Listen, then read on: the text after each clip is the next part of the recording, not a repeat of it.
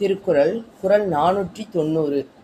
கொக்கொக்க கூம்பும் பருவத்து மற்றதன் குத்தொக்க சீர்த்த இடத்து. கொக்கொக்க கூம்பும் பருவத்து மற்றதன் குத்தொக்க சீர்த்த இடத்து. இந்த பாட்டுடைய விளக்கம் என்ன அப்படின்னா, பொறுத்திருக்கும் காலத்தில் கொக்கு போல் அமைதியாக இருக்க வேண்டும்.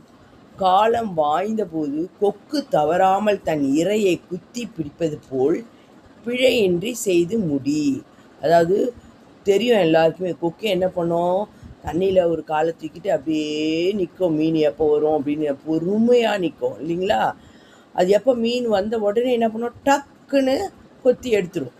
அதுதான் அது மாதிரி தான் பொறுத்திருக்கும் காலத்தில் கொக்கு போல் அமைதியாக இருக்க வேண்டும். காலம் வாய்ந்த போது கொக்கு தவறாமல் தன் இரையை குத்தி பிடிப்பது போல் பிழையின்றி செய்து முடிக்க வேண்டும்.